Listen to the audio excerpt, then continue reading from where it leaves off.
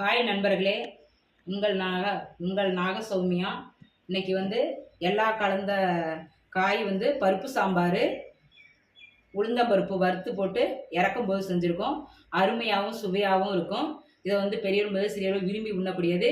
இதை சாப்பாடு, இட்லி, தோசை ஊற்றி சாப்பிட்லாம். அருமையாகவும் சுவையாகவும் இருக்கும். வாங்க இது செய்வதற்கான பொருள்களை வீடியோக்குள்ளே பார்ப்போம். ஹாய் நண்பர்களே, நான் உங்கள் நாகசௌமியா. இன்றைக்கி பருப்பு சாம்பார் எல்லா காயும் போட்டு வைக்க போகிறோம். வாங்க தேவையான பொருள்களை பார்க்கலாம். சின்ன வெங்காயம் 2 சேரை எடுத்து வச்சுருக்கேன். வறுத்த உளுந்து 2 ஸ்பூன் எடுத்து வச்சுருக்கேன். கருவேப்பிலை சிறிது எடுத்து வச்சுருக்கேன். கொத்தமல்லி தழை எடுத்து வச்சுருக்கேன். பூண்டு எடுத்து வச்சுருக்கேன். இஞ்சி ஒரு பீஸ் எடுத்து வச்சுருக்கேன். 3 தக்காளி எடுத்து வச்சுருக்கேன். 2 பச்சை மிளகாய் எடுத்து வச்சுருக்கேன். கேரட்டு 3 கேரட் எடுத்து வச்சுருக்கேன். ஒரு முள்ளங்கி எடுத்து வச்சுருக்கேன். பீன்ஸு தேவையானது எடுத்து வச்சுருக்கேன். கத்திரிக்காய் 3 எடுத்து வச்சுருக்கேன். அவரைக்காய் தேவையானது எடுத்து வச்சுருக்கேன். எலும்பிச்சம்பழம் எடுத்து வச்சுருக்கேன். 2 சேரை பருப்பு சாம்பாருக்கு தேவையான 2 சேரை பருப்பு அலசி எடுத்து வச்சுருக்கேன். இஞ்சி பூண்டை இடித்து போட்டுக்கிட்டா நல்லா அருமையாகவும் சுவையாகவும் இருக்கும். பருப்பு தண்ணியில் எடுத்து போட்டுக்கிட்டேன். இப்போ சின்ன வெங்காயம் 2 சேரை போட்டுக்கிறேன். தக்காளி 3 எடுத்து வச்சுருக்கேன்.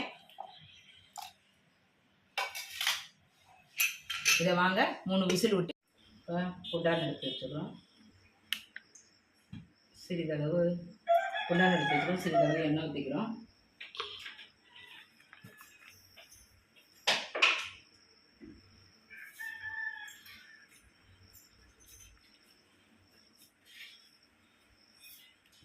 இப்போ கடுகு போட்டுக்கணும்.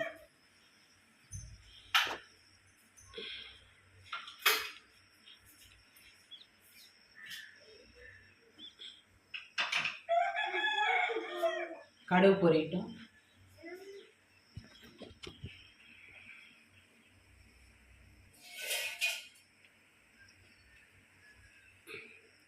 கடுகு பொரிஞ்சிருச்சு. 2 பச்சை மிளகாய் போட்டுக்கிறேன். காய் எல்லாத்தையும் போட்டுக்கிறேன்.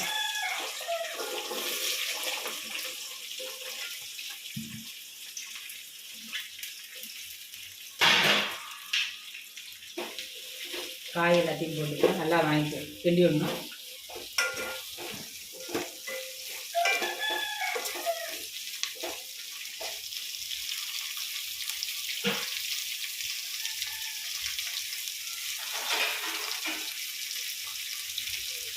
காய் வேக வச்ச காய் நல்லா வெந்துருச்சு.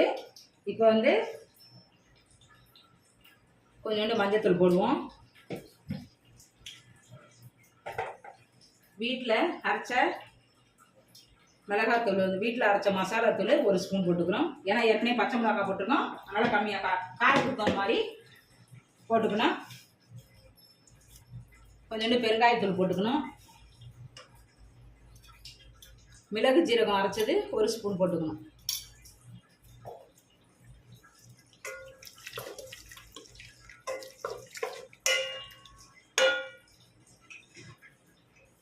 இப்போ அரைச்சி பருப்பு அரைச்சி வச்சுருந்ததில் அதை எடுக்கணும். பருப்பு நல்லா வந்துருச்சு.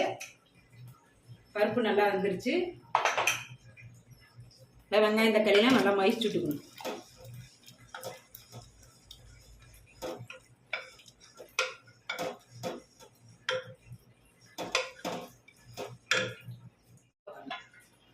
இப்போ பருப்பை நல்லா கரண்டியாலே கிண்டி மகிச்சாச்சு.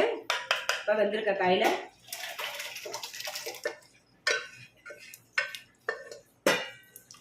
இப்போ நல்லா கிண்டி விடணும்.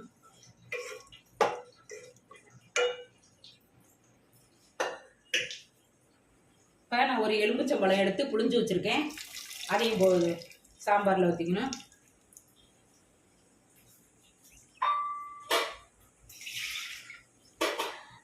இப்போ கொஞ்சமாக தண்ணி வச்சு குக்கரை கழுவி ஊற்றிக்கணும்.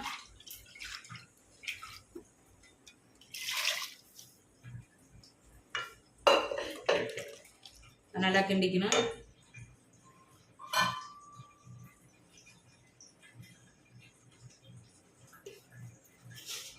இப்போ தேவையான உப்பு போட்டுக்கிறோம்.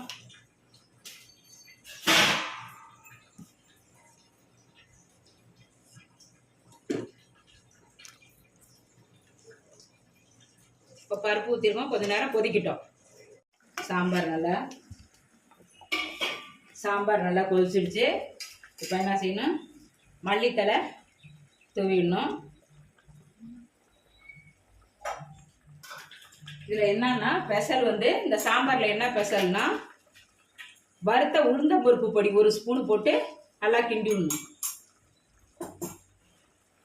வறுத்த உளுந்தம்பருப்பு இறக்கும் போது வறுத்த உளுந்தம்பருப்பு பொடி போட்டு இறக்கணும்னா செம்மையாக சூப்பராக இருக்கும். பருப்பு சாம்பார் காய் கலந்த சாம்பார் நல்லாயிருக்கும். நல்லா அருமையாக சூப்பராக இருக்குது.